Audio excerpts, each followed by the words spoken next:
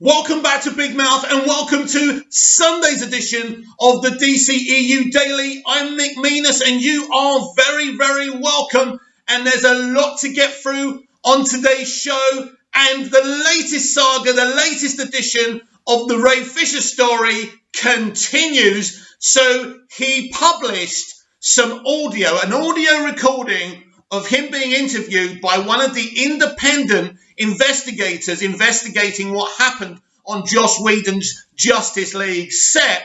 Now, I'm not going to play you the audio because YouTube are being very strict, so I don't put anything apart from me on my videos anymore. But also, I don't know if the lady in question gave him permission to do it. I would expect that an intelligent lad like Ray would have made sure she was okay with it. But we'll wait and see. So I'm not playing the audio, but instead I'm going to read you a Screen Rant article talking about this.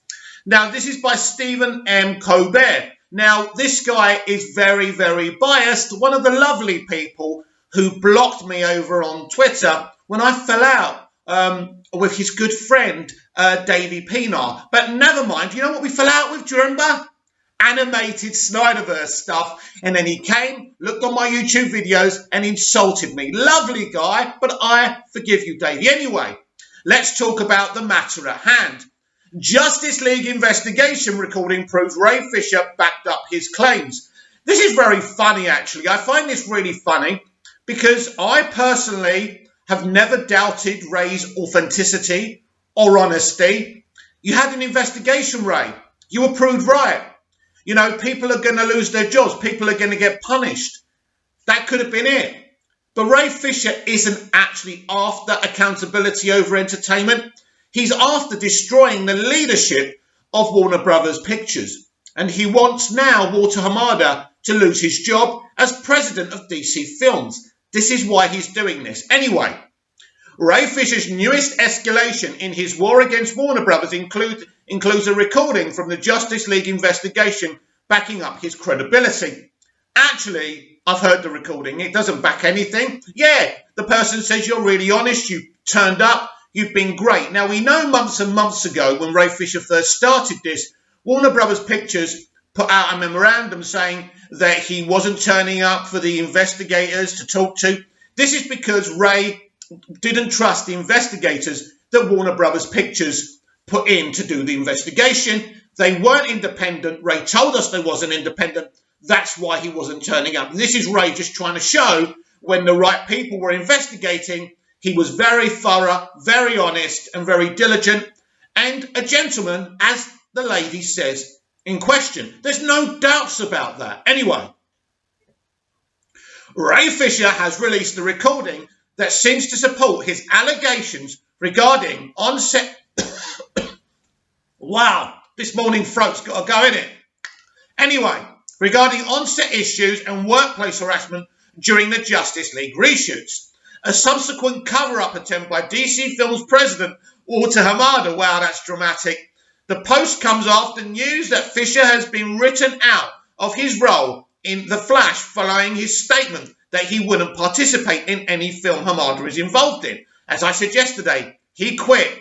Basically, Ray Fisher said it's either him or me, and Warner Media said, look, mate, you're an inexperienced actor. Why should we choose you over him? So basically, Warner Media have got the leader they want. They're happy with his plan for the future of DC live action. They're not going to replace him, no matter what Ray does. Unless he's got solid evidence he can put in the public arena that, you know, Walter Hamada literally interfered with this investigation. If he was able to provide that publicly, Hamada would be finished and they would have to remove him. Fisher's case has been back and forth, rising to a crescendo in the past week. It seemed like it was over after the departure of Joss Whedon. Warner Media's claim the investigation had wrapped up. This is never going to be over until he destroys Warner Brothers Pictures and, you know, makes sure that Walter Hamada loses his job. But Fisher hasn't relented. He's called Walter Hamada a dangerous enabler and says losing his role as Cyborg will be worth it if it brings accountability. You'll be lucky, Ray, but who knows? I'm not writing you off, that's for sure. In his newest escalation, Fisher posted a recording that appears to be with an investigator from the case, affirming Fisher's actions and credibility. This is what he says. Here is a clip from my final conversation with Warner Media's independent investigator on December the 11th, 2020. Hopefully it lends itself to the truth of the investigation and to the credibility of my current claims against Walter Hamada's dangerous behaviour. Basically, it doesn't prove anything about Walter Hamada's alleged dangerous behaviour. It basically says that the investigator is pleased with you and believes your claims and says there's so much evidence, it's all there, and that's great. But no one's doubting that investigation or its authenticity. That's why Warner Media said there would be remedial action taken against the people found guilty. And that, my friends, should have been the end of it. But anyone believing this proves anything but the investigation that's finished now happened, and there was guilty pies and there was toxicity on the set of Joss Whedon's Justice League set, is dreaming. You know, they're stretching the narrative more than Plastic Man. So this is exactly what the investigator said. You've been a gentleman, and I'll say you've been a man of your word. And that is what we have reported to the company, which is that you told us you'd give us names, you gave us names. You told us you would meet with us on a particular day at a particular time. You never tried to reschedule. You even gave us information after that. You've been a man of your word. You're someone we have found extremely credible. And the fact that you've risked so much is part of what lends itself to your credibility. But just also the facts speak for themselves. Yeah. Ray's son, Mr. Colbert. That doesn't prove Walter Hamada's guilt. All this proves is that Ray Fisher, during the investigation, was brilliant, gave facts, and gave evidence against the guilty parties. They were found guilty, and remedial action is going to be taken. As I say, that's the end of the story. We should have all lived happily ever after, sitting here going, oh my God, watching Zack Snyder's Justice League trailers on repeat and going, oh my God, we're going to get it. We're going to get the 4-hour Justice League movie we dreamed about as kids. It should have been the end of it. But Ray's not going to drop this. Now the question, of course, is Ray a foot soldier secretly for Warner Media and Zack Snyder? Now, publicly, Warner Media are backing Walter Hamada. But when you look at the contract extension, it only lasts just after Flashpoint. It's like they're giving him a rope to hang himself, and that's how I see that situation. But anyway, we don't know if Ray's working alone here. But for me, Ray Fisher has been reading The Art of War, because he's been very, very clever how he's keeping this in the public arena. He's keeping it in the public arena, he's keeping the trend up, and he's going to be posting and saying stuff every day to keep the heat up on the studio. Whether it works or not is another thing. I don't think it can work unless he, presents something concrete against Walter Hamada.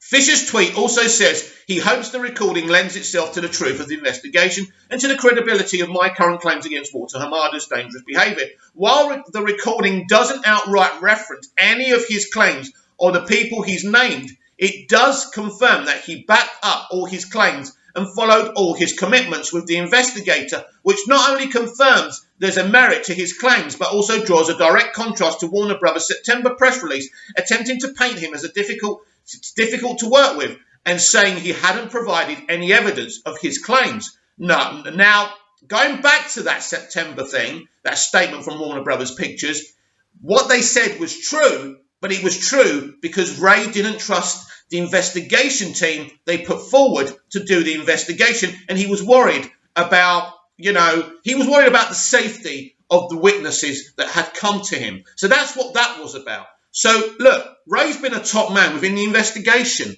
It's happened. People have been found guilty. I have no issue with that whatsoever.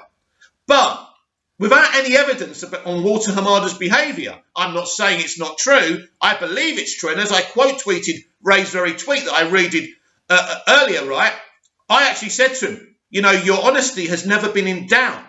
I believe in the investigation and what happened. That needed to happen. What happened to Zach was despicable. It was despicable. And what Ray's attempting to do is punish those people who treated Zach so badly. He's trying to bring Warner Brothers Pictures down. He's trying to bring Walter Hamada down. At the end of the day, that's what he's attempting to do. This isn't it kind of is about accountability over entertainment, but this is the big one. Can he do it? Not without any evidence. And he hasn't provided any evidence to give Warner Media, the weaponization it needs to deconstruct the leadership of Warner Brothers Pictures or DC Films. Fisher's initial claims targeted Joss Whedon, Jeff Johns, and John Berg. Whedon recently departed his HBO Max show The Nevers, which Fisher says was due to the fallout of the investigation. He also indicated Jeff Johns will be parting ways with Warner Brothers. And while the former DC Entertainment president has been quiet recently, especially during the release of Wonder Woman 1984, despite being a credited writer for the movie, and his newest comic move from DC Comics to Image Comics, but he's still credited on a number of existing projects. Yeah, right, I believe Ray. Johns is done, but he still has existing deals. Now, they will not be renewed, and Jeff Johns is now done with DC, Warner Brothers Pictures, and Warner Media. It's sad. It's sad. This is what I said the other day. Nobody actually wins a war. Ray's not Cyborg at the moment. Well, he will be in Zack Snyder's Justice League. We'll talk about the future of that film, actually, because Ray is putting that film in jeopardy, and we will talk about that after we deal with this. And so there's no question that in reality, if you're a moral person, you should stand with Ray Fisher over him trying to kind of deconstruct Warner Brothers Pictures and get Hamada removed. But the problem is, I'm a movie fan. And you know what? As I said to Ray, I'm quite happy for Walter Hamada to remain in his position because I literally don't care. And I don't really want to stand with Ray on this. Now, if he achieves this, he will have my respect, and hopefully that his replacement is someone really amazing and great who can carry this forward. But in this moment in time, Ray Fisher is not providing anything. So Warner Media have got what they need to replace Walter Hamada as DC Films president. Now, Fisher is after DC Films president Walter Hamada. Hamada was not the DC Films president during Justice League's production. Fisher said he attempted to talk to him multiple times in his attempts to start an investigation, and claims Hamada dismissed Fisher's concerns and tried to cover up the claims to protect Jeff Johns. Fisher's previous statement suggests Hamada was not a part of the recently completed investigation, since he was not in power at the time. Fisher says his team is still in communication with Warner Media, so he's likely trying to get a fresh investigation into Hamada. I'm sure that he is. And that's the question. Can he get that investigation? No. He's not going to get that investigation. Why?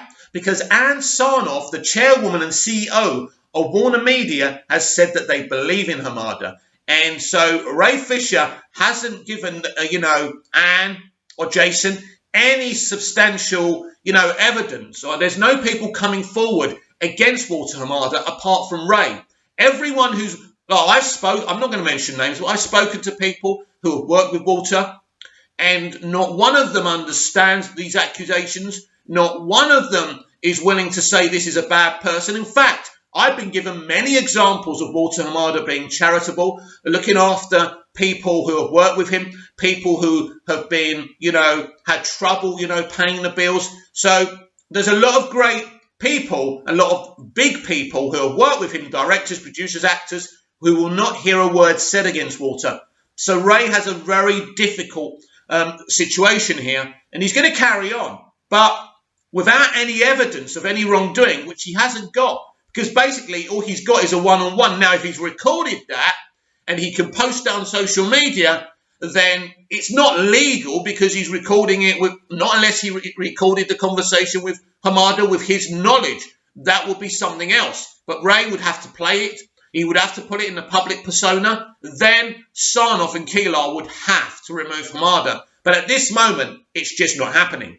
It's hard to know what will happen next, but it's clear Fisher is persistent in his efforts and has the records to back up many of his claims, assuming he keeps the pressure up. WB's only option may be to go forward with another investigation examining Fisher's claims about Hamada, assuming they don't want the potentially bad optics of attempting to silence Fisher in court. Well, let me explain to you, forgot his name now, but what's his bloody name? Forgot it already. You Snyder fans know it. He's a really big deal, isn't he? He's a celebrity, Stephen M. Colbert, anyway. So, Stephen, let me explain to you how this thing's going to work. Warner Media are just going to pretend there's nothing's happening. They're just going to ignore Fisher now. They've put forward what they want to say through articles, through Heroic Hollywood especially. They're not going to put out any more hit pieces. They literally are moving on. They've said they're moving on. He's been written out of Flashpoint because he publicly said he wouldn't work with Hamada. It was either him or Hamada. They said, up yours, Ray. We're sticking with Walter. That's the end of it for them. There's not going to be any court case. Now, if he wants to bring some kind of legal case against Hamada, he can. But because Warner Media did the investigation properly and there was a high court judge involved, that is, as he said publicly, it was a really good, thorough investigation. So he can take Hamada to court directly, but without any evidence of any wrongdoing, which he doesn't seem to have. Now, he may be doing this a piece at a time to make the effect of this last longer. So he may have a recording. He may have evidence that he could take legal proceedings against Hamada with. But at this moment in time, it's looking very unlikely because that recording he posted, and I read you the audio, is nothing. All it says is, yes, the investigation was good. It was proper. You acted properly, Ray. There was evidence. The Justice League set was toxic. Those people needed to be punished, and they're all being punished as we speak. That's sorted out. So him playing that doesn't really prove a goddamn thing, because I already believe Ray about Walter Hamada, and I don't care. Because for me, it's just a little felony, really, what he's accusing him of, and I just don't care. I like Hamada. I like his plans for the future, and I'm quite happy for him to remain. Now, what does this mean for Zack Snyder's Justice League? Now, I've just said to you that Warner Media are going to get on about their business. Now, don't forget, Warner Media have invested $70 million in Zack Snyder's Justice League so Zack could finish what he was doing. So it will be very, very unlikely that this isn't going to happen because it's going to make more money for them, and it's very important for HBO Max. This will bring lots of subscribers. You know, this is money. So they're not going to literally say, right, we've had enough of this, Zack. I don't know if you're involved with Ray or not. You know, we're not going to do this now. We're not going to release Zack Snyder's Justice League. Very, very unlikely. But what they could do is postpone it or delay it. Now, I read a tweet from Subjective Reviews, which is a really good guy, a really big Snyder fan and DC fan, and I'm going to read you what he said because I find this very interesting. So this is what Subs had to say. If the Snyder Cut gets delayed, I will go fucking nuts. I don't care if they want to release 4 blockbuster movies in March. But even if the Snyder Cut gets pushed to April, first I'm done with this damn studio. This is the rhetoric we hear all the time from the Snyderverse fandom. I'm part of that fandom, by the way, but I stan Warner Brothers. I love Warner Brothers. And, you know, as I said on Twitter yesterday, you know, Warner Brothers is about more than the temporary custodians that own it and run it at this moment. Warner Brothers is about the great history. How long has Warner Brothers been going? Hundreds of years? 100 years? I don't know. But their history is beautiful. Just think about your favourite movies. Probably at least 20 of them are from Warner Brothers Pictures. So I don't like people shitting on it constantly. I like Subs, by the way. We can agree to disagree. I don't see any reality of it being delayed to April. But it could happen to make a point. To make a point to Ray Fisher. And then it affects Zack Snyder, who is being very, very quiet at the moment. And I don't blame him. He needs to keep quiet. Now, I don't know if he'll make a comment about this. He's in a very difficult situation, as is everybody else, because Ray is putting people in difficult situations. But Snyder could be behind Ray Fisher's actions. Let's not forget that. Because it would be to Zack's advantage if Hamada was removed, and if Emmerich was removed, then they take down the leadership of Warner Brothers Pictures, because Zack wants in. Zack wants control of the DC Extended Universe, and what he says publicly about I'm busy and I don't know and let's see what the future holds, that's just bullshit. Do you think that he created a situation where we all fought for his Justice League movie for nothing. No, this is bigger than the Snyder Cut. He wants back in, and he wants back control of the DC Extended Universe. This is a war, and Ray Fisher is his foot soldier, allegedly. So I understand Subjective Review's passion there. So it could be delayed to April. I still think, look, we had this a few months ago when they took down the trailer and there was loads of conspiracy theories. I expect Zack Snyder's Justice League to be released in March. This is about money. And one thing these companies won't sacrifice is money. And let me give you another analogy or comparison. A few months ago, directors like Christopher Nolan and some of the biggest, best directors in the world were going up against, publicly coming out against Warner Media because they broke the release window. What happened? Did Warner Media back down? Were they worried about the bad press and PR? No, they didn't give a shit because it was about money. So if they can withstand Christopher Nolan and some of the greatest directors of all time, how long can Ray Fisher keep this up for? As I say, if he's got substantial evidence against Emmerich and Hamada, he's going to need to come out with it or take legal proceedings, or it's all going to fall on deaf ears. There's a lot of opinions about James Gunn and his Suicide Squad movie from the Snyderverse fandom, but do you know what? I like James Gunn. I've been in and out on him. When he first came to prominence with the first Guardians of the Galaxy, I thought he came across really arrogant on Twitter before he was fired by Disney. But I think since he's come back and since he was announced as the writer-director of the Suicide Squad, I think he's learned and I think he's changed. And I think he's a much more humble man. But let me be clear about James Gunn. Whatever you think about his Marvel movies, both of them, his films, before even his Marvel involvement, have always been entertaining.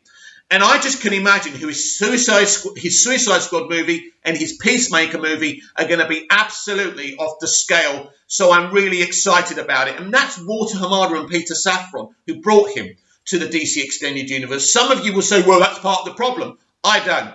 I like him. I agree with the decision. And this is what he had to say yesterday. 5 months ago, while quarantining, I started writing a TV series, mostly for fun. In between Guardians, drafts and cutting the Suicide Squad, I wrote the first season of Peacemaker in 8 weeks. And now here I am on the first day of shooting. Life is surreal. Let's go safely. He started the first season. So he's planning, and HBO Max are planning more seasons of Peacemaker. Look, I'm really excited. And someone who's involved in this, Chris Conrad, another great guy, by the way, thrilled to be working with James Gunn and the excellent team put together for this. Yeah, I couldn't agree more, Chris. Look, I'm not going to pretend I like James Gunn and I like his Guardians movies as well. So I'm so glad he's involved in the DC Extended Universe. I think the future being planned by Hamada and Safran, whatever you think of them, by the way, especially Hamada, it's a good plan, especially the multiverse strategy. So I think it's really, really exciting, and I can't wait to see the Suicide Squad and Peacemaker. They're going to be off the scale. And finally today, I want to read you a Screen Rant article from Hannah Shaw Williams. Wonder Woman 1984 fixes original movie's ending problem.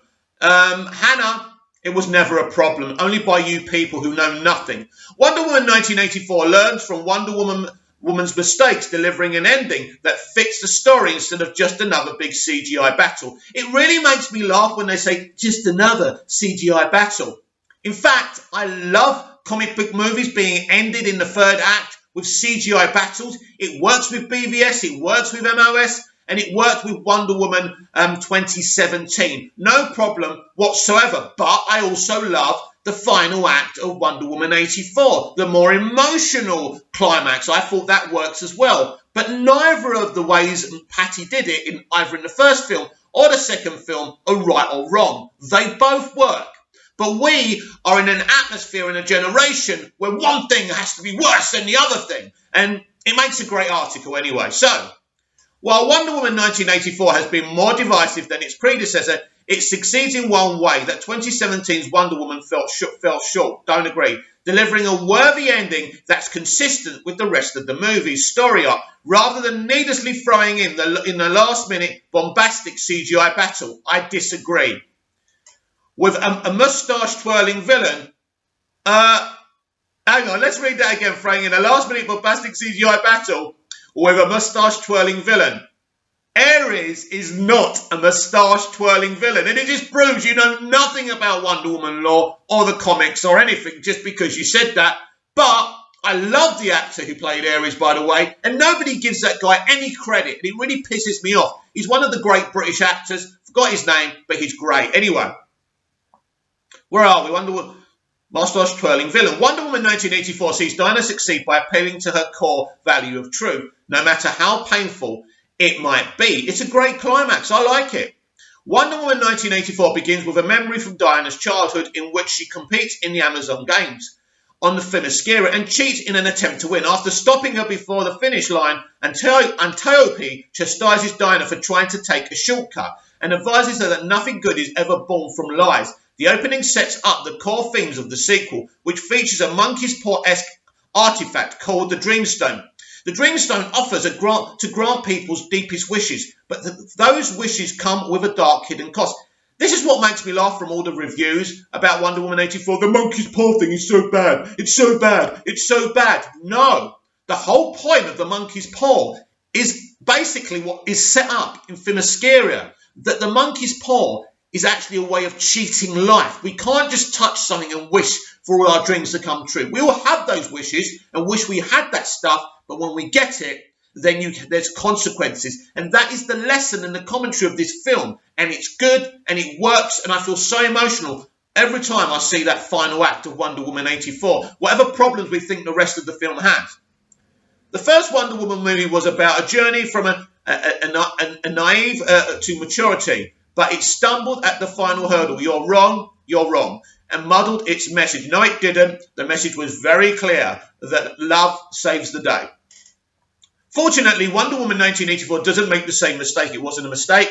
The sequel not only delivers a better ending for its own story, it doesn't, both endings are awesome, but also belatedly gives Wonder Woman the ending that should have had. No, the first ending was great and the second ending was great. But you keep on going, girl. Perhaps the worst thing about Wonder Woman's ending is how close it came to perfection. The film opens with the naive Diana learning about World War I and deciding that such a terrible war must be the work of the vanquished Olympian god Ares, tasking Steve Trevor to take her to where the fighting is worse. Diana plans to end the war by killing Ares and breaking his spell. She believes that General Ludendorff, a German military leader, I love him by the way, I think he's a great villain, who is plotting to prolong the war, is Ares in disguise. In one of the film's most powerful moments, Diana kills Ludendorff and waits expectantly for the guns to stop firing, only to realise that the death of the single man hasn't ended the war. The weight of Steve's own harrowing experiences in the war breaks through as he tells Diana that Ares was never responsible for the fighting. You don't think I wish I could tell you that it was one bad guy to blame? It's not. We're all to blame. Great line, by the way. Makes me emotional now. This epiphany would have been a subtle end for Diana's coming-of-age arc, as she comes to terms with the fact that the evils of the world of men cannot be blamed on the manipulation of a single god or solved by killing that god. However, Wonder Woman's ending then undermines this message. No, it doesn't. By revealing that British politician Sir Patrick Morgan actually is Ares, at which point a big CGI battle ensues. How dare they! The script tries to maintain its message with Ares saying that he never forced mankind to start any wars, only whispered in their ears ideas for deadlier weapons. In fact, that's great commentary. Ultimately, though, Diana shoots a lightning bolt at Ares that leaves nothing but a giant smoking crater behind. And as soon as the dust settles, she notices the guns have stopped firing. The sun rises on the horizon. The surrounding soldiers remove their masks as if emerging from a trance. And there's an immediate cut to British crowds celebrating the end of the war. It's a typical happy Hollywood ending, but also one that betrays the far more mature conclusion. Note that Wonder Woman has just set up. The final battle with Ares was called out by both fans and critics for weakening the film as a whole. No, actually, critics are just echoing what you people say.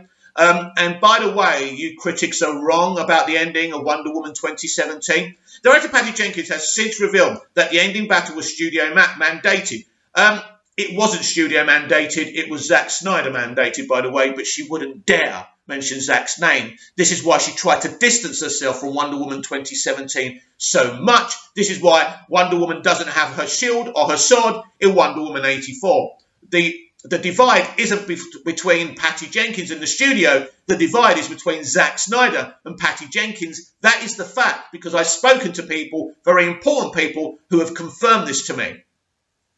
The original end of the first movie was also smaller, but the studio made me change it at the last minute. You mean Zack? And so that's always been a little bit of a bummer. That's the one thing people talk about, because I agree. This would explain why Wonder Woman's last 20 minutes seem to fit so poorly with the rest of the movie. Bullshit. And Wonder Woman 1984's third act indicates that Jenkins was keen to avoid the same mistakes in the sequel. As I say, Zack wanted that end battle that we got. Simple as that.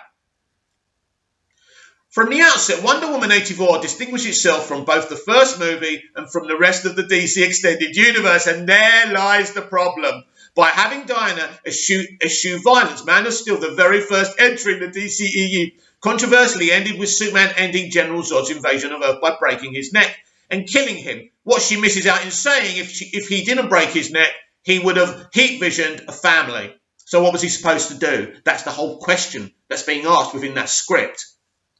Wonder Woman teamed up with Batman and Superman to defeat Doomsday by stabbing the creature with a kryptonite spear. And in Wonder Woman's first solo outing, she defeated the bad guy by calling down enough heavenly lightning to reduce him to atoms. You really haven't read enough Wonder Woman. You really don't get it, do you? Anyway, Wonder Woman 1984 presents an ending where evil isn't defeated by violence, but by Wonder Woman's core value, truth.